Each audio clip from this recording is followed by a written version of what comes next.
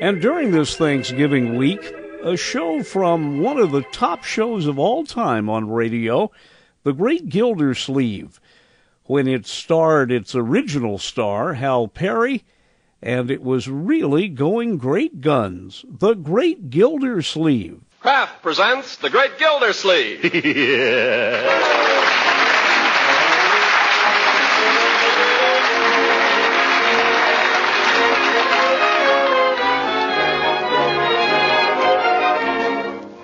Kraft Cheese Company, who also bring you Bing Crosby every Thursday night, present each week at this time Harold Perry as The Great Gildersleeve, written by John Whedon.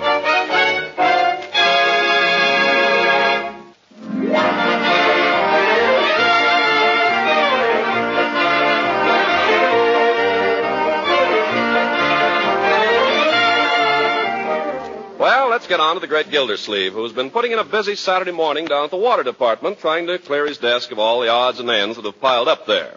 As we join him now, we find him almost down to the blotter and feeling pretty good about it. Action, yes, action. That's the keynote today, Miss Fitz. And you have accomplished a great deal this morning, Mr. Gildersleeve. Yes, sir. Never put off till tomorrow what you can do today. I try not to. Procrastination is the thief of time. There's a letter here. Time and tide wait for no man. This woman wrote in 2 weeks ago. For want of a nail, the shoe was lost, Miss Fitch. Action, that's the thing, action. Mr. Gildersleeve, are you going to answer this woman's letter? What does she want? Action. Sure. Well, let's see the letter. She says she wrote in 2 weeks ago and never got an answer. Oh, yes, I remember this. Take an answer. Very well. Dear Madam, in reply to your recent letter regarding a Neil in your bathtub, we wish to thank you for calling this to our attention. After a thorough investigation of the matter, we wish to report that it would have been impossible for the said eel to have gained access to your tub through the faucet, as all our water is carefully filtered, and furthermore, standard plumbing fixtures are too small to accommodate an eel of the dimensions you describe. We can only suggest that the creature either crawled up the drain, in which event your attorney should get in touch with the Department of Public Works, not us. Or possibly it was placed in your tub by an enemy. While it's out of our department, we'd suggest that a stopper kept in the tub at all times should prove an effective precaution against eels in the future. Failing which, we'd advise a closer check on your friends. Very truly yours, Throckmorton P. Gildersleeve, Water Commissioner. You got that? Yes, Mr. Gildersleeve. That ought to hold her. What's next? Well, I don't know whether you want to do anything about this. Let's have it. Action, Miss Fitch. Let's clear the decks here. Very well. This is no time for bottlenecks. No. You'll notice that in every photograph of Donald Nelson, there's not a single paper on Donald Nelson's desk. That's the only way to be an executive. Do it now. Strike while the iron is hot. Come. What have you got there? A 6-month reminder from your dentist. You. Well, suppose you put that in the deferred file. That's where it came from. You're a hard woman, Miss Fitch. All right, call up the dentist and make an appointment for Monday. Good. For Leroy. Come on, let's get on here. Time's a-wasting. Hey, have you got the application for my bee gas ration? Yes, it's right here. Oh, I must remember to get that in this afternoon. It's all filled out. All you have to do is sign it. I better check it over. Let's see here. It says, occupational use of the vehicle. If vehicle is used for driving between home and fixed place of work, in the principal occupation as stated in items 4 and 6 above, answer all questions in Part A below.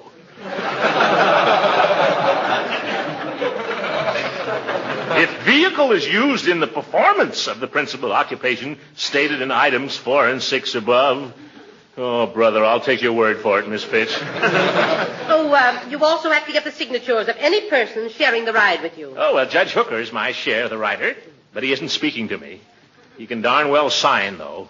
I understand very few people are going to get the bee rations. Oh, I'll get one, all right. After all, I'm a city official. I have to do a lot of official driving. I'm entitled to one if anybody is. Yes, but have you heard who's head of the ration board now? It doesn't make any difference. Who? Judge Hooker. Judge Hooker. Oh, my goodness. If Hooker will find some technicality. He'll block it if he has to stage a filibuster. Maybe I better invite the old goat to Thanksgiving dinner after all. That might soften him up a little. Yes, certainly. He couldn't accept a man's hospitality and then trick him out of his bee card, could he? I don't recall that the application form covers that. No, I didn't think so. Quiet. Here comes the old sour ball now. Well, there, Judge. And does the bus leave, Gildersleeve? The bus leaves whenever you're ready, Judgy. I'm ready now. Be right with you. Can't keep a customer waiting, can we, Miss Fitch? I'll get my hat and coat. Mr. Gildersleeve, you're not forgetting... Oh, yes. Thank you. While you're waiting, Judge, Miss Fitch has an application blank there that requires your signature. A mere formality, you know. What's this? Just to show that I'm sharing my car with you. Oh, so you're applying for a B ration book, huh? Aren't we all? Give the judge a pen, Miss Fitch. Here, use mine. It's a self-filler. I think you'll like it. There, that's it. There you are. Thank you, Judge. Well, see you Monday, Miss Fitch. By the way, Horace, I meant to ask you before. I hope you'll give us the pleasure of dining with us as usual on Thursday. I thought you'd forgotten all about Thanksgiving. Not at all. Thanksgiving wouldn't be Thanksgiving without you, Horace. You know that.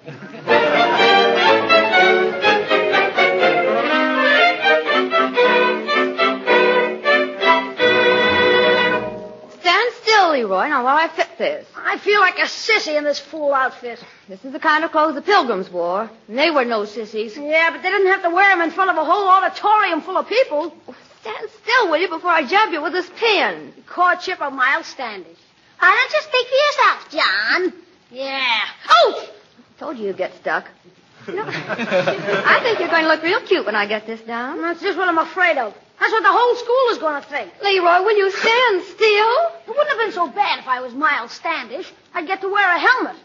But John Alden, that panty waist. I'm lucky the teacher didn't make me play Priscilla. I don't see why you feel that way. John Alden is a hero. Remember, it's John Alden who gets the girl. Yeah, Ethel Hammerschlag, can have her.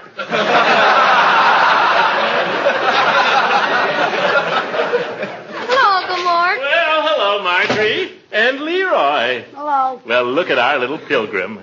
Hey, Marge, can't I take this off now? No, wait till I get it pinned. You know your lines yet, young man? Some of them. Well, it's about time. You've been rehearsing that part for a month. I've been trying to get out of it for a month. That's no attitude to take. The Courtship of Miles Standish is great literature. I studied it in school myself. I remember it to this very day.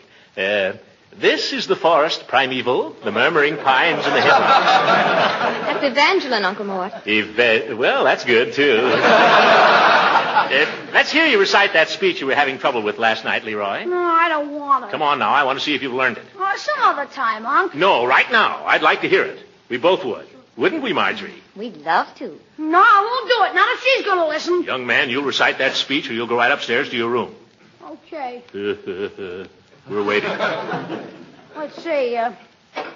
Prithee, Mistress Priscilla, turn not a deaf ear to the suit of one who, though absent Yet loves thee with a noble and undying passion. Go back and try it again. Do I have to? Yes. If you don't keep at it, you'll never learn the part. If I don't learn the part, maybe we won't have to do it. You'll do it or I'll know the reason why. Come on now, once more. Prithee, I can't say it. You're not trying. Prithee, Mithras,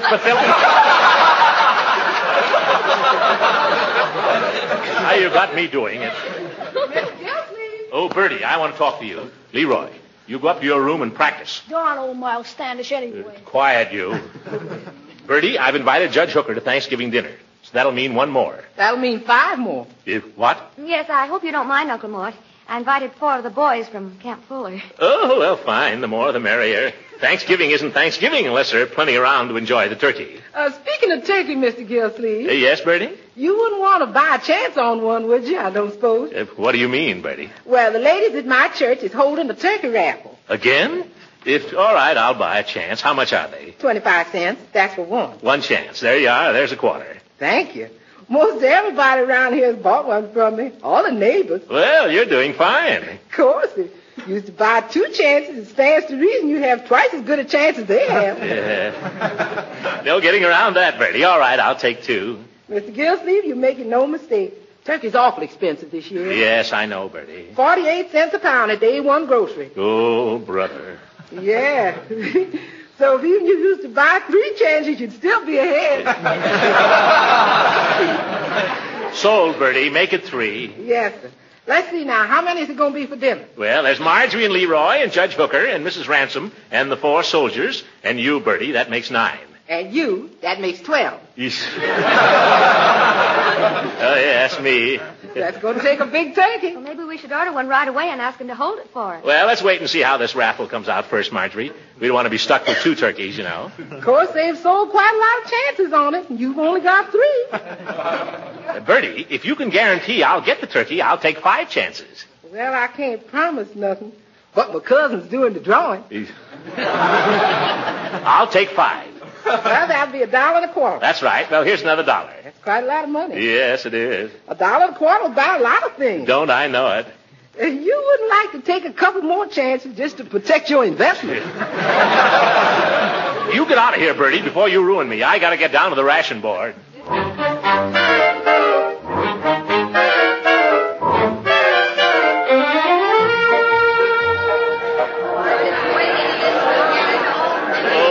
Look at that crowd. Pardon me. Could somebody tell me whether this is where you get B ration books? No, this is where you don't get them. Yeah, wise guy. Madam, would you mind? You can't shove in here. I'm not trying to shove in. End of the line. End of the line. I've been waiting here since 2 o'clock, and you come trying to shove in. Yeah. Madam, I was merely trying to ask a civil question. End of the line, Bud. Just a minute. Who do you think you're pushing? Well, who do you think you're pushing? Well, who do you think you're pushing? Why, George, if you weren't wearing glasses... Well, I'll take them off. There. You look worse. Put them back on.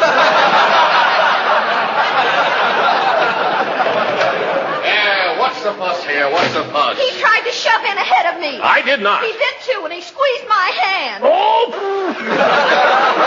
Now, look here, my good woman. We'll have to ask for order here, my friend. Why don't you just take your place in the line? I'm trying to find out whether this is the right line. I've come for my B ration book. Oh, you've come for it, huh? Yes. I have my application right here. You and 100 million others. What? Young man, evidently you don't know who I am.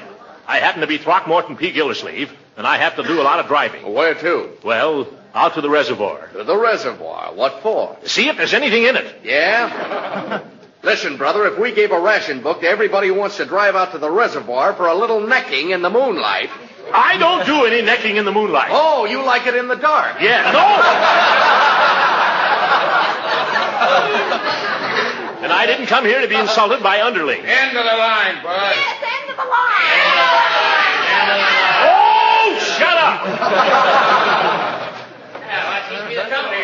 Oh, Judge, I want you to tell this young whippersnapper here where he gets off. Well, now, Gildy. He has the nerve to tell me I'm not entitled to a B ration book. Well, he may be right, Gildy. You're only sharing the ride with one person. You can't throw those technicalities at me, Hooker. You're the share, my rider. You signed this application yourself. I know that, Gildy. As a share of the rider, I'd be delighted to see you get your ration book. But as a ration official, I couldn't possibly pass this application.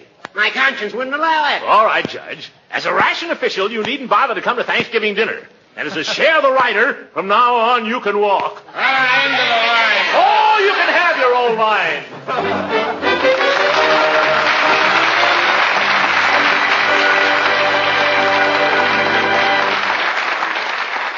Apparently, he'll get no more gas than the rest of us. But what about turkey? It's Tuesday afternoon now, only 2 days before Thanksgiving. We find our hero checking last-minute details with Marjorie. What about those 4 soldiers, my dear? Are you sure they're coming? Oh, yes. I had a note this morning from their commanding officer. They'll arrive at 12 o'clock sharp in a jeep. A jeep? Mm-hmm. Oh, brother, what an appetite they'll have. I'll have to run around the house a couple of times to get myself up to concert pitch. Can't let the boys show me up at my own table. I don't think you need to worry about that, Uncle Mort. Oh, yeah. Well, I guess we're all set. Soldiers accepted. Hooker canceled. Mrs. Ransom's coming, isn't she? Well, you invited her, didn't you? No, I thought you'd take care of that. You're the lady of the house. Oh, but I thought you'd want to. Oh, dear, and I went over there this morning to borrow a roasting pan for the turkey and never said a word about it. What must she think? Oh, this is terrible. This is awful. I'll run over there right now. Serves right. She's made other plans. A fine thing. Borrow a woman's roaster and then not invite her to dinner. Oh, my goodness. Oh, Mr. Gildersleeve. Leela, I've come to explain. I don't know what there is to explain, I'm sure. May I come in? Well, I'm rather busy. Just for a moment. Well. Leela, Of course, you're coming to Thanksgiving dinner Thursday. Well, I'm hardly in the habit of going to places to which I've not been invited, Mr. Gildersleeve. But you are invited. You've been invited all along. There was a mix-up, that's all. I thought Marjorie had asked you, and Marjorie thought I had. How do I know? How do I know you're not just inviting me for my roasting pan? Leela, when I thought of inviting you, nothing was further from my mind than a roasting pan. Oh, you say those things, but you don't mean them. It's the truth. You were the first one on my list, Leela. Was I, Throckmorton? Sure enough. Yeah, sure enough. Oh, but I'm afraid I couldn't accept at this late date. You see, I've had all these other invitations. Oh. If I turned them down now, I know they'd be heartbroken, much as I'd like to have dinner with you. We're having a 20-pound turkey. I love turkey, but I'm afraid I can't. I'll save you the white meat. No, don't tempt me now. I'll save you the wishbone. We can make a wish on it. What would you wish, Throckmorton?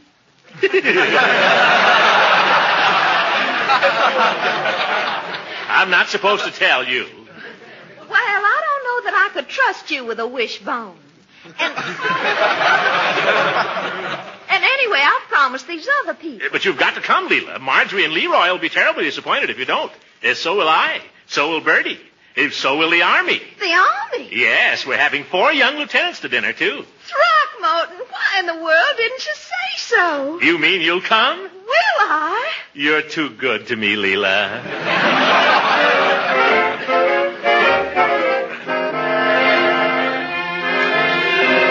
And this time... What did she say, Uncle Mort? She's coming with bells on.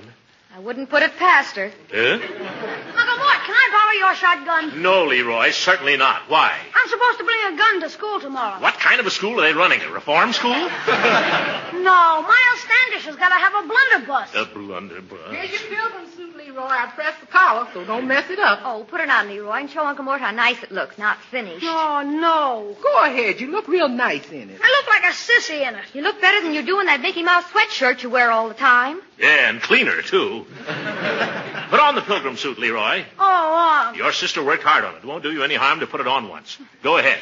okay. I'd like to meet that guy Longfellow. Yeah.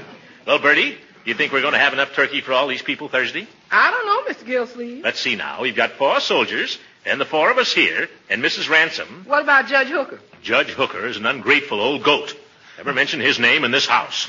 Excuse me. I didn't know it was like that again.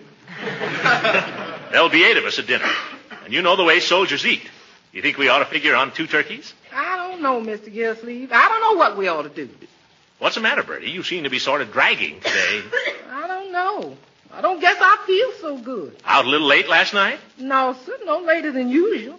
I just got a feeling, that's all. What kind of a feeling? Like things wasn't going to work out somehow. Oh, well, don't let it get you down. By the way, when are they going to raffle off that turkey I bought all those chances on? Yes, we can't wait much longer to find out about that. Thanksgiving's only 2 days off. I was thinking, Mr. Gildersleeve, how would it be if we had a nice ham instead of a turkey? Bertie, are you hiding something from us? No, sir, I ain't hiding nothing. Except they had that raffle last night. Oh. You came close, Mr. Gildersleeve. You came mighty close. The winning number was 61, and you had 62. Eesh. But it still leaves us without a turkey. Well, sort of. Oh, well, if you gamble, you have to expect those things. We better order a turkey right away, though. Yes, we can't invite all those soldiers to come 20 miles for Thanksgiving dinner and have no Thanksgiving dinner. I'll go call up the market and reserve one. That's just the trouble.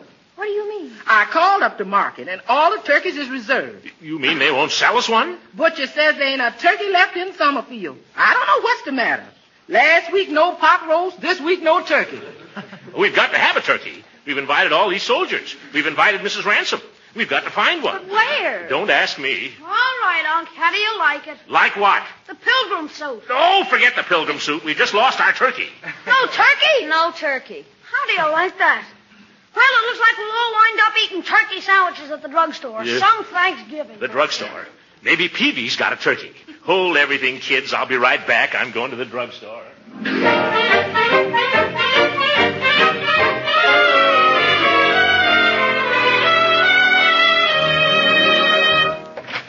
Hello, Mr. Gildersleeve. Peavy.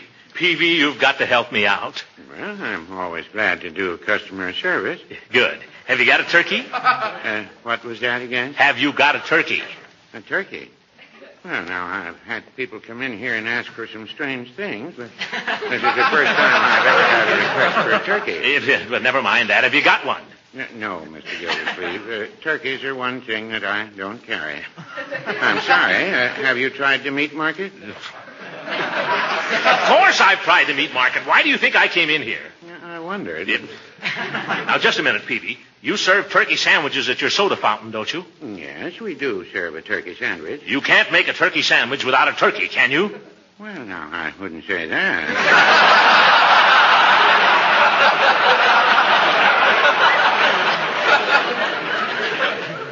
In other words, Peavy, your turkey sandwich is not a turkey sandwich. Well, turkey sandwich has become a sort of a trade expression, although we serve it with genuine cranberry jelly on the side. But suppose you don't care for cranberry jelly. Well, then you just ask for the regular chicken sandwich. Yes, Peavy, I'm surprised at you. I don't know how you can sleep nights. Well, I did used to have a little trouble, but I just take a cup of hot cocoa before going to bed now, and I find that sets me right. So does Mrs. Peavy. Well, this isn't finding a turkey. I got to get going. Goodbye. Goodbye, Mr. Gildersleeve. Have a nice Thanksgiving. Same to you. Don't drink too much cocoa, and don't let Mrs. Peavy.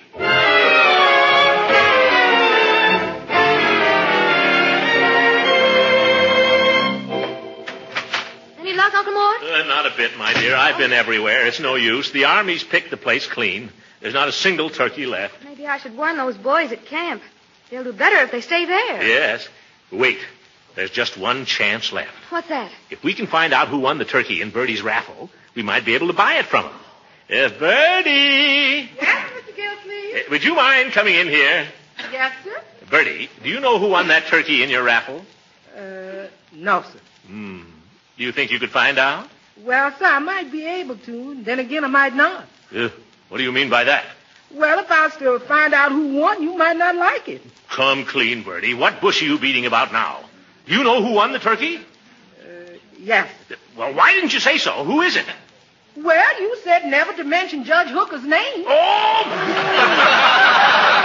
I told you wasn't going to like it. Well, there goes our only chance. Uncle Mort, don't you think Judge Hooker would be willing to let you have it? After what I told him down at the ration board? No, my dear, I really gave him a piece of my mind there. But if you took it all back and invited him to dinner again. When he's got the turkey, he'd just laugh at me. Wait a minute. Bertie. Yes? Does Judge Hooker know yet that he's won the turkey? No, sir. I'm supposed to deliver it to him this evening. Excuse me, folks. I got to see a judge about a bird.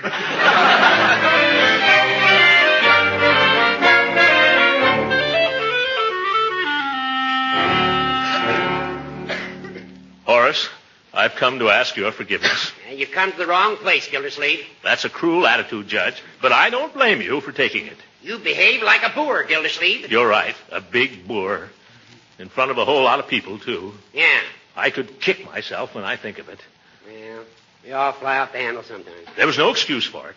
Doing a thing like that to my old friend. Well, guilty of... Horace, you may think me a sentimental old fool, but we've been pals for a good many years now, haven't we?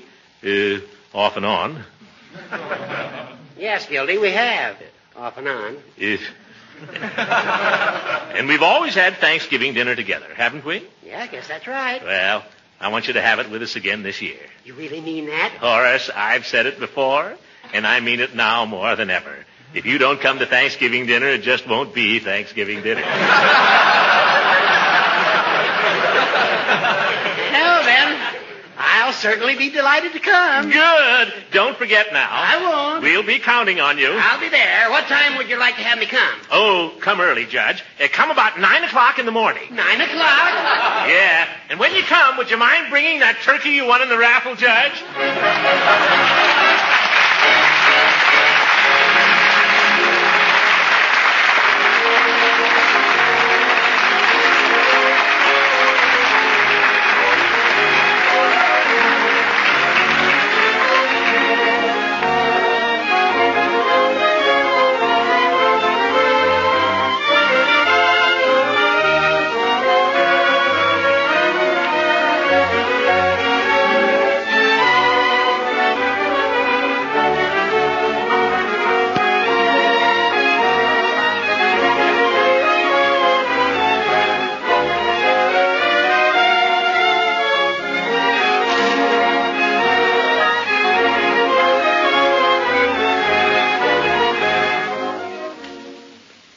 Gildy. I've got to be going. But it's been a mighty pleasant day. Oh, stick around, Judge. The evening's young yet. No, I've got to get an early start in the morning. But I don't know when I've had a finer Thanksgiving. Well, it was your turkey, Judge. Yeah, I share my turkey, you share your car. That's the spirit today. Yeah, and the good spirit, too. It brings people together, Judge. Yes, it does, Gildy. I'm sorry we had that misunderstanding down at the ration board. As a matter of fact, you're probably entitled to a B ration. You use your car for official business. Well, I don't want a B book. What? No, I've been thinking about it, Horace. It seems to me the spirit of rationing is to get along with as little as you can, instead of grabbing all you can get. You're absolutely right, Gildy. And I'm glad to hear you say it. You're a credit to the community. Well, thank you, Horace. And you may rest assured that even though I've only a humble A ration, my car will still be at your service at all times. You mean that, Gildy? I do indeed. That's fine.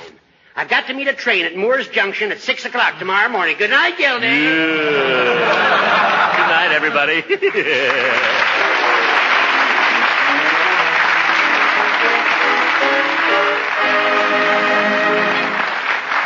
Original music heard on this program was composed and conducted by Billy Mills. This is Ken Carpenter speaking for the Kraft Cheese Company and inviting you to tune in again next week for the further adventures of the Great Gildersleeve.